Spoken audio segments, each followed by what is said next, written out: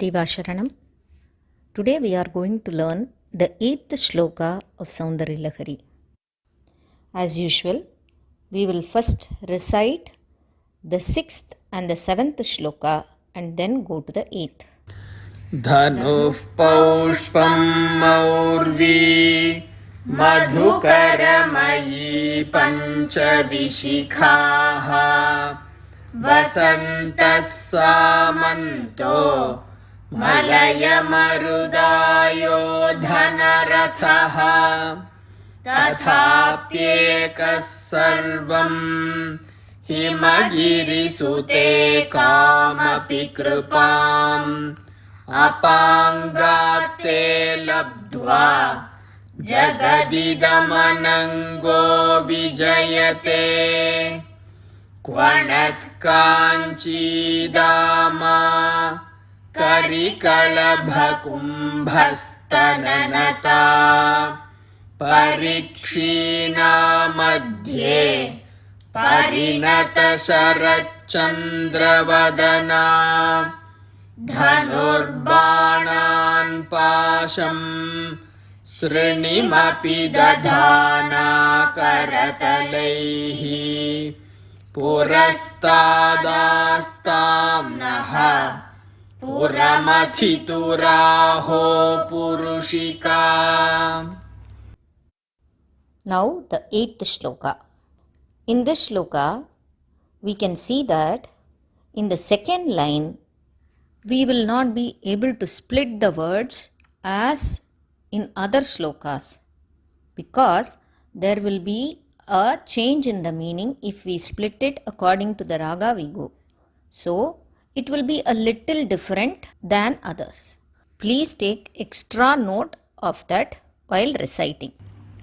Sudha sindhor madhye Sudha sindhor madhye Sudha sindhor madhye Suravitapi vati parivrute Suravitapi vati parivrute Suravitapi vati parivrute Manidvipe nipopavanavati Chintamani-grihe Manidvipe nipopavanavati Chintamani-grihe Manidvipe nipopavanavati Chintamani-grihe Shivakare manche Shivakare manche Shivakare manche Paramashiva paryanka nilayam Paramashiva paryanka nilayam Paramashiva paryanka nilayam Bhajanti Tvam dhanyaha Bhajanti Tvam dhanyaha Bhajanti Tvam dhanyaha Katichana chidanandalaharim Katichana chidanandalaharim Katichana chidanandalaharim Sudha sindhor madhye Suravitapi vati parivrute Manidvipe nipopavanavati Chintamani-grihe Sudha sindhor madhye Suravitapi vati parivrute Manidvipe nipopavanavati Chintamani-grihe Sudha sindhor madhye Suravitapi vati parivrute Manidvipe nipopavanavati Chintamani-grihe Shivakare manche परमशिवपर्यङ्कनिलयां भजन्ति त्वां धन्याः कतिचन चिदानन्दलहरीं शिवाकारे मञ्चे परमशिवपर्यङ्कनिलयां भजन्ति त्वां धन्याः कतिचन चिदानन्दलहरीं शिवाकारे मञ्चे परमशिवपर्यङ्कनिलयां भजन्ति त्वां धन्याः कतिचन चिदानन्दलहरीं सुधासिन्धोर्मध्ये सुरविटपिवाटी परिवृते मणिद्वीपे नीपोपवनवति चिन्तामणिगृहे शिवाकारे मञ्चे परमशिवपर्यङ्कनिलयां भजन्ति त्वां धन्याः कतिचन चिदानन्दलहरीं सुधासिन्धोर्मध्ये सुरविटपिवाटी परिवृते मणिद्वीपे नीपोपवनवति चिन्तामणिगृहे शिवाकारे मञ्चे परमशिवपर्यङ्कनिलयां भजन्ति त्वां धन्याः कतिचन चिदानन्दलहरीं सुधासिन्धोर्मध्ये सुरविटपिवाटी परिवृते मणिद्वीपे नीपोपवनवति चिन्तामणिगृहे शिवाकारे मञ्चे परमशिवपर्यङ्कनिलयां भजन्ति त्वां धन्याः कतिचन चिदानन्दलहरीं Now we will see the meaning of the 8th shloka. In the previous shloka, we saw the Rupa Varnanai of Ambal. As a continuation of that, we are going to see the Vasasthalam of Ambal, that is, the place of residence of Ambal, where it is located, how it looks, etc. Lalita Sahasranamam has also described the place of residence of Ambal in various namas like Chintamani Grihantastha, Kadamba Vanavasini, Sudhasagara Madhyastha, Maha Padmatavi Samstha. Now we are going to see the beauty of how Acharya is explaining the place of residence of Ambal in this shloka. Before we go there, we should have a broad understanding about certain things.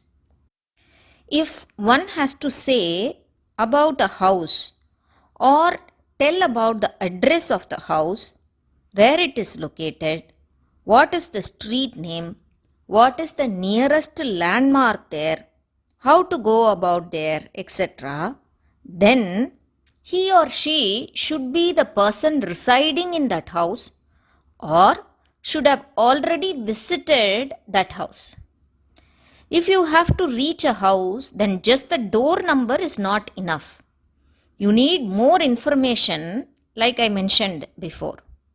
And you have to ask for other details which can be given by someone who has already visited there or who is residing there. Nowadays, we can very easily say there is Google Maps. So if you can send a Google Map location, then I will come. But you have to understand there are certain limitations to Google Maps also. It can only show routes to those places which has been identified and pointed to by human intervention. There are still so many places which Google Maps does not show, and it can only show those places where it is humanly possible to reach and can be located by modern systems. This is the case in this mortal world. But there are various places which are still not identified by our science, which cannot also be found by science. That is the kind of area we are speaking here. We have to keep in mind that we are talking about the residence of Ambal or the Parashakti. Now, in the last sloka also, we were talking about the Udyanam or the Udyana region or the hip part of Ambal, which is considered to be the Kanchi Periva in Tamil Nadu. So, if such a small part, that is the Udyana region of Ambal, is referred to as going around the world, then we have to imagine the magnanimity of Ambal's Virat Swarupam. There is a reference point to say that the residence of Ambal is situated crores and crores of Brahmandas away. That is, there is a universe that we live in. There are many such thousands and thousands or crores of Brahmandas or universes that is there in the Prapancham. And away from all that, there is a Amrita Sagaram. There are also calculations on how far this is from Earth, which is referred to in Yojanai. Now, just like nowadays we refer the distance in kilometers and meters, they used to say the distance in Yojanai. That way, there are calculations that claim the distance of Ambal's residence from our place, but we have to understand and visualize the wide expanse of area that is involved, and it is not even humanly possible to comprehend it. Our human brain and intellect is nowhere near to even understand it. But there is such a place, and if you have to go to that precise location, either you should be the one who is residing there or you should have already visited there. In this shloka, Acharya is telling the precise location, giving all the landmarks, the ways to reach it, what is all there in the way, and also how the house is constructed, what is all there inside, including where Ambal is sitting inside the house. This makes us to conclude that Acharya has had the direct darshan of Ambal by visiting there, or he himself is the avatar or reincarnation of Ambal herself. With this background understanding, let us go into the shloka and understand the meaning line by line. The first line is Sudha Sindhor Madhye Suravitapivati Parivrate. How we split it? Sudha Sindhoho Madhye. Here, Sindhu is the word which means ocean or a sea. We can remember Periva itself to understand this word. We say him as Apara Karuna Sindhum in his shloka, which means his compassion or karuna is like a Sindhu or ocean or sea. In the same way, Sudha Sindhoho Madhye. Sudha means it is Amritam. Sindhoho means ocean, as I told you, ocean or sea. Madhye is center. So Acharya starts by saying that Ambal's residence is in the center of a sea or ocean that is made up of Amritam. Next words are Suravi tapivati parivrite. Sura means something that is connected with Devaloka. We generally say Devas, Suras and Asuras. So Suras are Devas and Asuras are opposite to that. So Sura means something connected with Devaloka. Vitapin is the word for trees. We also use words like Vrikshaha, etc. Vati is a park or a garden which is filled with trees. Parivrite, to be covered densely with, or something to be covered with, very tightly packed. That is parivrite. Sudha sindhor madhye suravi tapivati parivrite. Now we are going to see the meaning of the whole line. Before that, we have to note that the dhas used here in Sudha, Sindho, everything we have to pronounce as the fourth dha, that is dha. And second thing is, in Sudha, Sindhor Madhye, when we are splitting it, we say it as Sindhoho. But when we are saying it together in the shloka, we will go as Sindhor Madhye. That is the Sandhi rule. Now we will come to the meaning of the line. Acharya is describing or giving us the way to the residence of Ambal. He starts by stating that it is situated in the middle of the ocean of Amrita. Then he gives there are gardens surrounding that area. Then going inside, there are dense and tightly packed lush green trees making gardens. And not just one garden, it is lot of gardens are there which are full of trees. And these trees are just not any ordinary tree. It is the trees that are found in Devaloka. Ambal's Griham is surrounded by these gardens which are very densely packed with these trees that grow in Devaloka. Now let us imagine. Now we go to the post office to post a letter. What they ask you to write very, very importantly is the PIN code of the place that you want the post to be delivered. The PIN code provides us the state to which this letter has to go, and then from there it will be sorted to the area it has to go, and to the street, and then to the house number, and so on. So the same thing can be applied over here. Here Acharya says house of Ambal is in the center of the ocean of Amrita, which is like the PIN code. Then the next step is the region that it has to go for sorting. So for that, he gives the house is surrounded by big and dense gardens and parks which are Devaloka trees. Here there are a few things that we can relate to with Lalita Sahasranamam.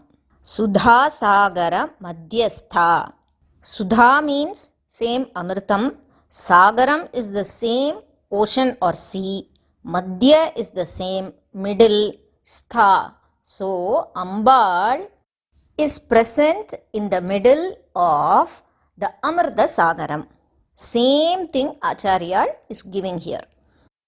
The next now we will talk about the trees. It is given as Devaloka trees. Generally, when we see a tree itself in this human world, a tree itself is a very useful thing for human beings. I would say even human beings are not that useful like a tree. From top to bottom of the tree, including the leaves, the trunk, and even the roots are useful in one or the other way.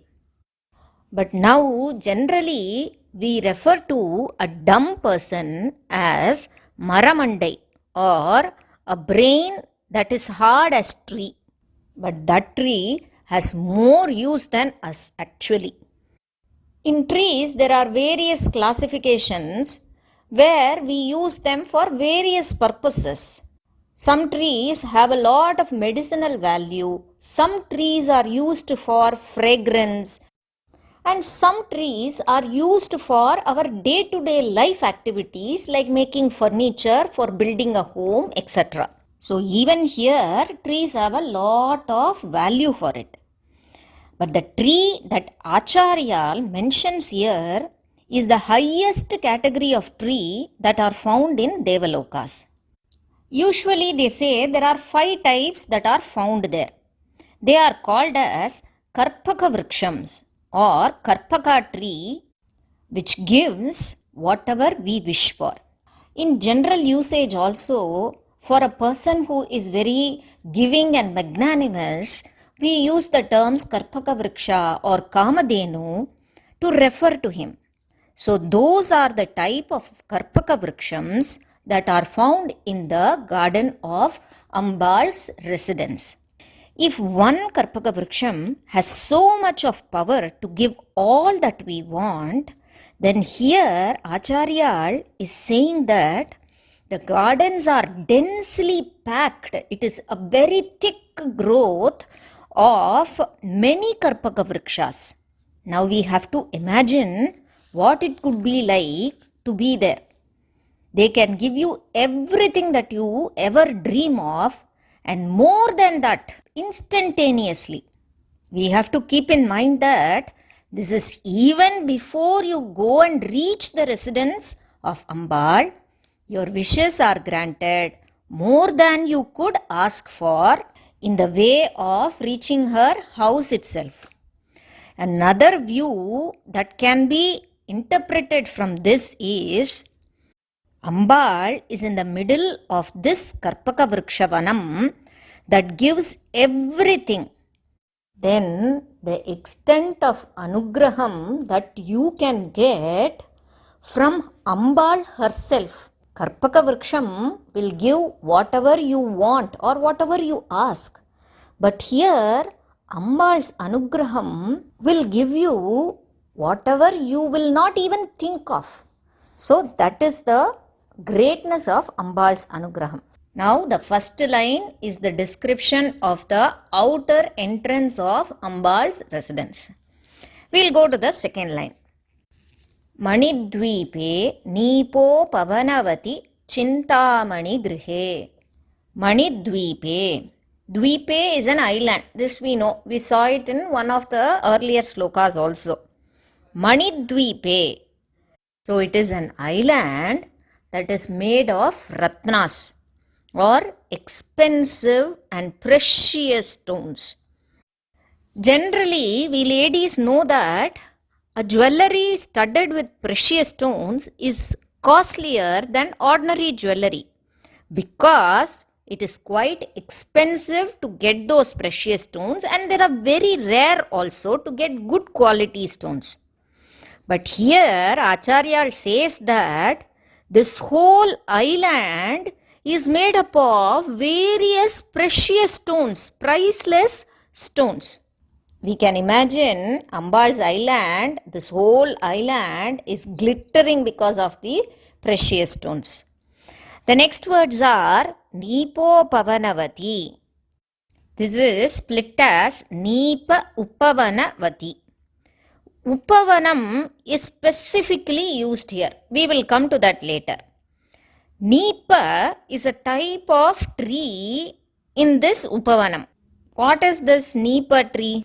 It is the Kadamba tree that is referred here. It is also called as Nipa tree. Lalita Sahasranama also says Kadamba Vanavasini. That is the same tree that is referred here. So Kadamba Vana Vasini, she lives in the Kadamba Vanam.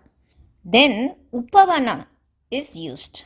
As I told you, we have to conceptualize and understand that earlier the Karpagavanam should have been a dense forest type of growth, and this Nipa Upavanam are smaller and easily penetratable parks, or we can say gardens. It is kind of a second ring of gardens. So now let us conceptualize this. The first ring of trees, which is like a dense forest, very dense, tightly grown. Lot of trees which have grown very near, and it is very difficult to penetrate. Generally a dense forest is like that. Then after that, when you go inside, further inside, you can see that before the house, you will have a garden which has more space in it, so that you can sit and play, you can have some activities around that house. That kind of garden is this Upavana. In that also, it is filled with this Kadamba or Nipa trees. The next words are Chintamani Grihe. This actually refers to the house of Ambal. Grihe means Ambal's house. Griham is house. Chintamani is a type of stone which, if you have it, you will be able to get anything that you want from it. That is, if you think of it, it will give you. If one stone is there with one person, he is going to be the most wealthiest, most powerful person. Whatever he wishes, he will get. But here Acharya says that the house of Ambal is fully made up of these stones. These Chintamani stones are the bricks of Ambal's house. Just like how we build our houses with this cement bricks and stones, Ambal's house is built with these Chintamani stones. In Lalita Sahasranama also we can find Chintamani Grihantastha. This means the same as Chintamani Grihe. Now we will go to the next line. Shivakare manche Paramashiva Pariyanka Nilayam. In the first letters, Shivakare manche. Manche is a sofa or couch or a cot, we can say. How is this couch? That is given in the first word Shivakare. So the couch is in the form of Shivakaram. Generally, when we refer to Parameshwara, there are many things that can be referred in threes, like his three eyes, etc.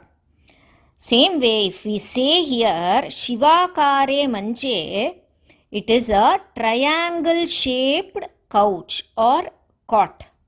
So Ambal is sitting on a couch or cot which is triangle in shape. The next words say on what she is sitting. Paramashiva Pariyanka Nilayam. She is sitting on the lap of Sadashiva.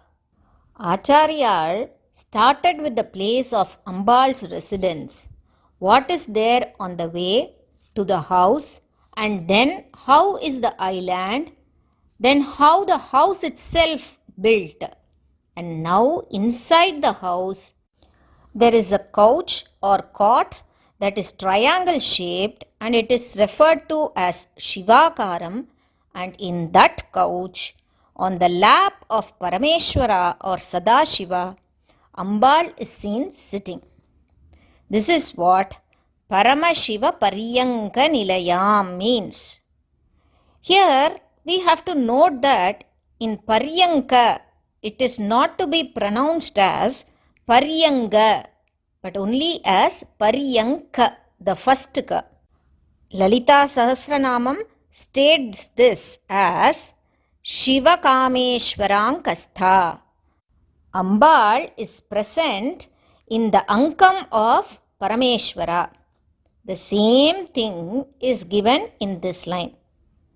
Paryankam can also mean a bed or a cushion.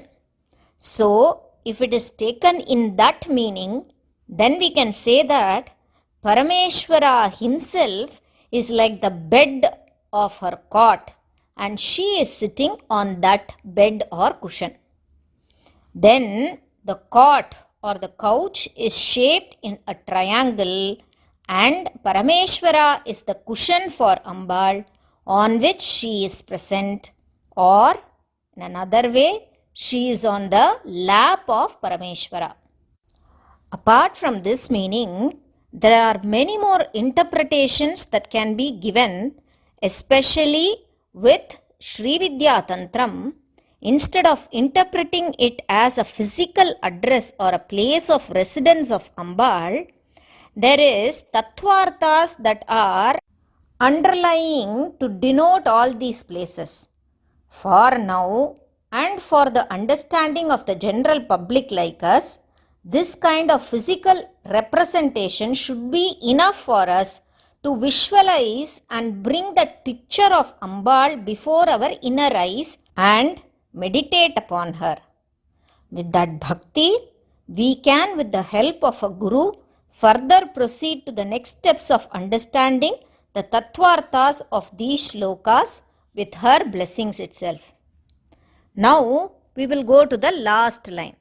Bhajanti tvam dhanyaha katichana chidananda laharim. We will change this line in prose order in order to understand it.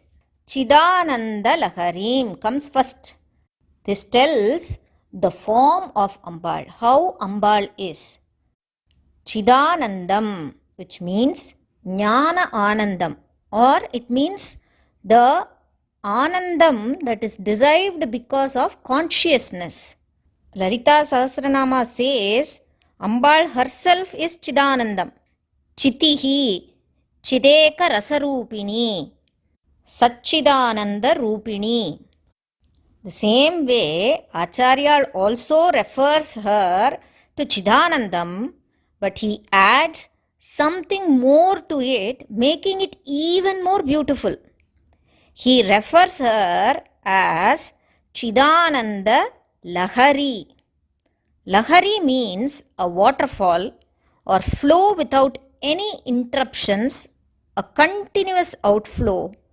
So, her form is like a continuous flow of Chidanandam. If he had said just Chidanandam, it can also mean it is a one-time event that we feel for a few seconds and it might vanish after her darshan. But when it is a Lahari, it is like a continuous and unstoppable flow of this Anandam that is always present. We can understand that those who can really internalize and see Ambal, that Anandam is like the Lahari, that they are always submerged in that continuous flow of Anandam or Jnanam from her. Until now, Acharya gives us the way to Ambal's residence, then the couch that she is sitting on, and how is her form. She is sitting in the form of Chidananda Lahari. And then in the next words, he says, who gets to pray to this Ambal who is in the form of Chidananda Lahari? That is Bhajanti Tvam. Bhajanti means worship or do puja, pray. Tvam is you. Ambal, who is in the form of Chidananda Lahari, is worshipped by whom? Danyaha Katichana. Katichana means only a selected few or exceptionally very few people. Danyaha, very, very fortunate people. So it means only very, very exceptionally few people who are very fortunate enough to worship and do puja to you. Those are the very few people blessed because they realize your true form and worship you and experience the continuous flow of Chidananda Lahari. Katichana Danyaha Tvam Bhajanti. Acharya, through this shloka, shows us the Vasasthana of Ambal and tells us how only a very few blessed people realize Ambal and get to experience the Chidananda Lahari. We are all truly blessed and have done some Purvajanma Punya to read this shloka and understand its meaning and picturize and internalize Ambal in the way Acharyal has described her.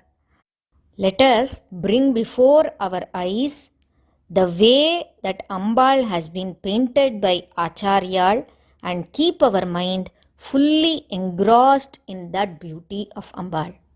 Periva Sharanam.